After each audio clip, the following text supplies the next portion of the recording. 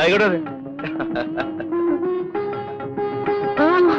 ചന്ദ്ര, പിള്ളേരെ വന്ന് കാപ്പി കുടിക്ക്. എത്ര നേരമായി? ചന്ദ്ര, നീ ആ പിള്ളേരെ വഷളാക്കുന്നത്. കുറച്ച് വഷളാകട്ടെ അപ്പച്ചി. അല്ല, അപ്പച്ചി ഒന്നേരുത്തി. നീ പോടാ നിന്റെ പാട്ടിന്.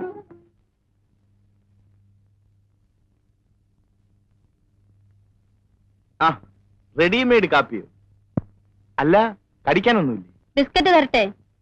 എങ്കിൽ പിന്നെ കാപ്പി ഒരു മുലക്കുപ്പിയിൽ ഒഴിച്ചു കൊണ്ടുവരുന്നതാ നല്ലത്. നിന്റെ ഈ കുട്ടിക്കളി എന്നാ മാറുന്നത്?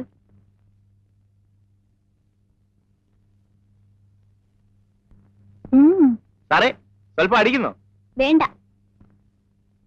എങ്കിൽ വലിയ സാറ് കഴിക്ക്.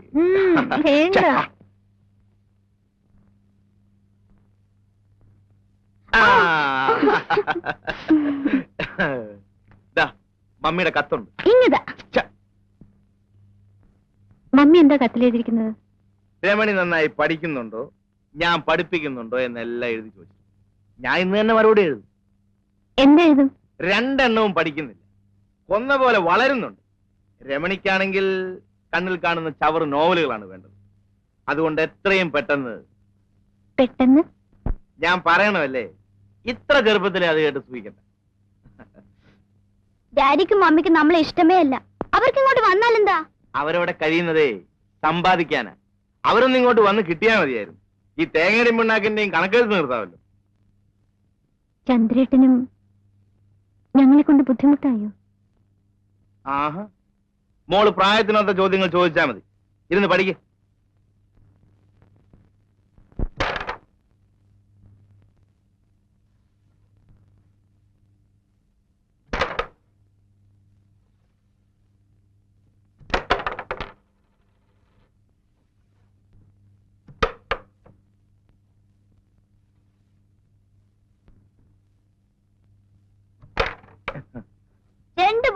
ജയിച്ചത്? ഓ പിന്നെ അടുത്ത ബോർഡ് ഞാൻ കളിക്കും. വേണ്ട, ഞാൻ കളിക്കാം. അത് പറ്റില്ല, ഞാൻ കളിക്കും. നീ എനിക്ക്, ഞാൻ കളിക്കട്ടെ. വെറുതെ വഴക്കുണ്ടാക്കാതെ. അടുത്ത ചാമ്പ്യൻ വന്നിരിക്കും. കഴിഞ്ഞ ബോർഡ് ഞാൻ തോറ്റു കൊടുത്തതാ. കുട്ടിയല്ലേ, കളി പഠിക്കട്ടെ എന്ന് വെച്ചു. എന്നാ നോക്കാം. നോക്ക് എന്നും വേണ്ട, തോറ്റത് തന്നെ. ഇതെന്നും പറയുന്നതല്ലേ?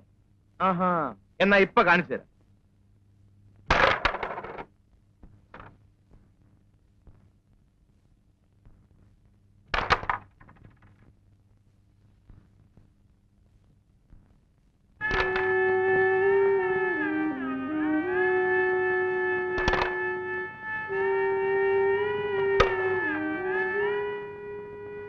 Come on, hurry up.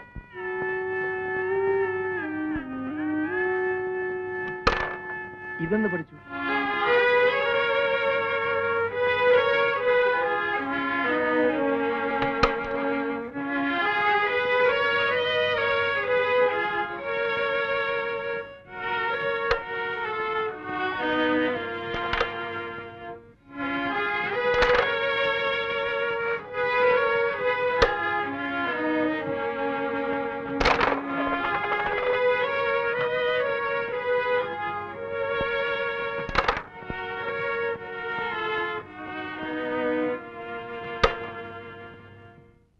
ഇപ്പൊ ആരാ ജയിച്ചത്?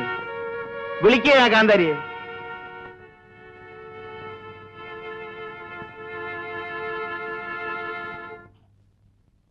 എന്തിനാ എന്റെ കുട്ടി ഈ മഴയത്ത് നനയാൻ പോയത്? പോയി ഈറ മാറൂ.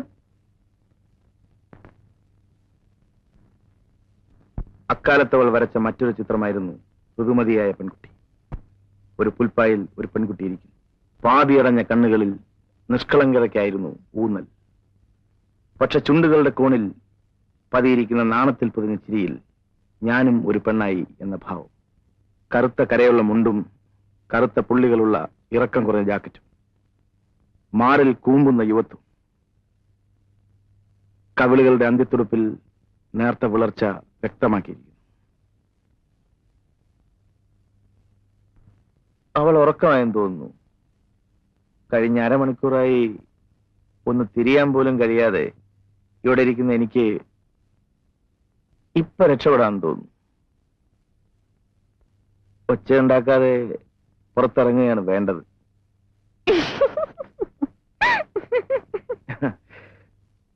അവൾ വന്നു, അടുത്തു ചേർന്ന് നിന്നു.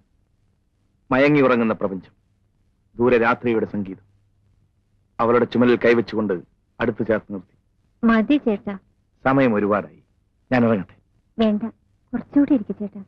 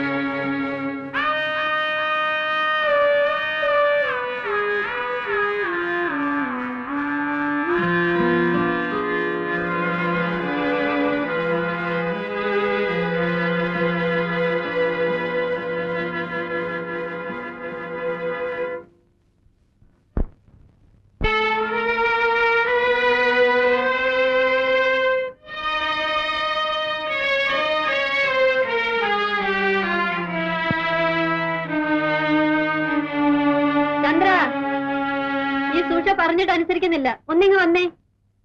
ഞാൻ പോട്ടെ.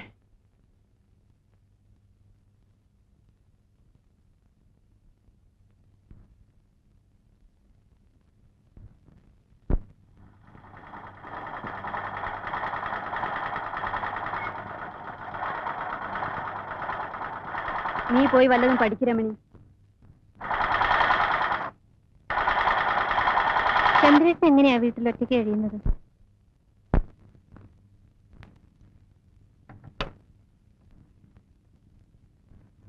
ചന്ദ്രേട്ടൻ എന്താ ഇനി കല്യാണം കഴിക്കാത്തത്?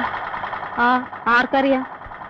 വല്യമാനും വല്യമ്മച്ചും മരിച്ചപ്പം മുതൽ അവൻ ഇങ്ങനെ താന്തോന്നിയായി നടക്കാൻ തുടങ്ങിയത്. നീ എന്തിനാ ഇപ്പൊ ഇതൊക്കെ അറിയുന്നത്? എഴുന്നേറ്റ് പോയി വല്ലതും പഠിക്കു വച്ചേ.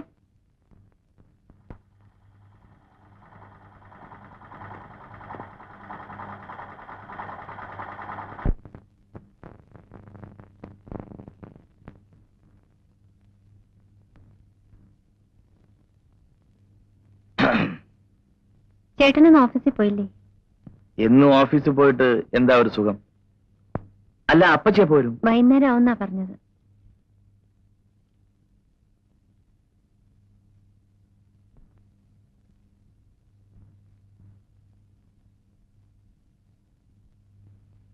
അയ്യടാ,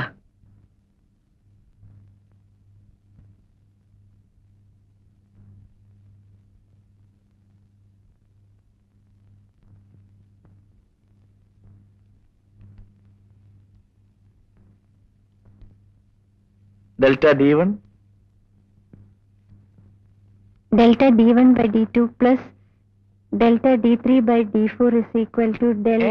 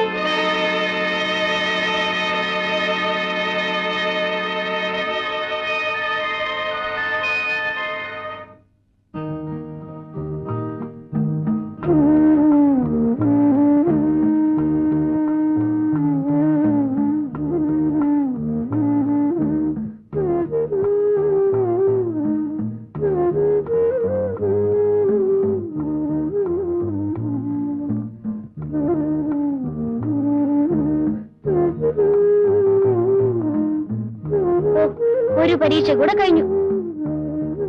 പഠിപ്പിക്കാത്ത ലെസണിലെ ക്വസ്റ്റ്യൻസ് ഉണ്ടായിരുന്നു ചേച്ചി. ഞാൻ അതിനും ആൻസർ എഴുതി.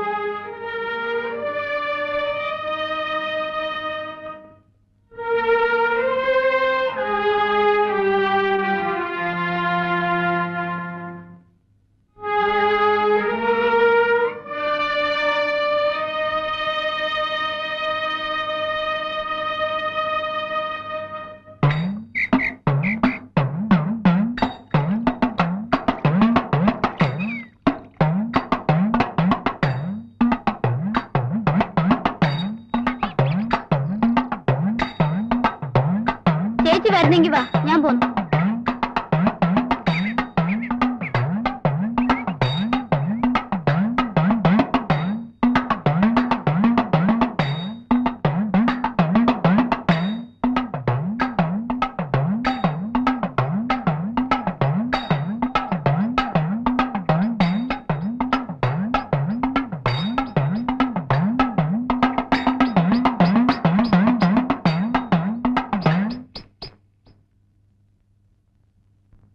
രമണി,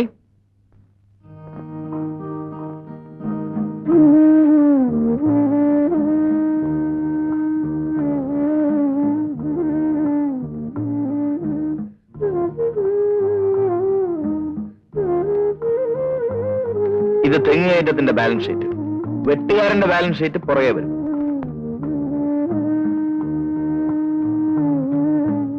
സാറിന് എന്ത് പറ്റി?